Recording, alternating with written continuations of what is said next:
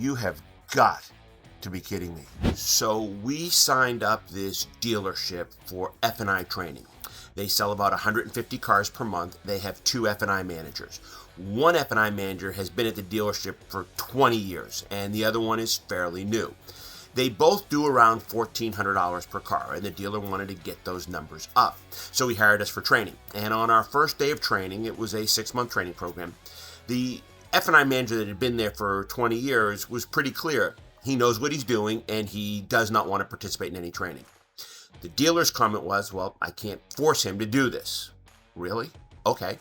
So we trained the newer F&I manager, and within 90 days, this F&I manager was up $800 per car.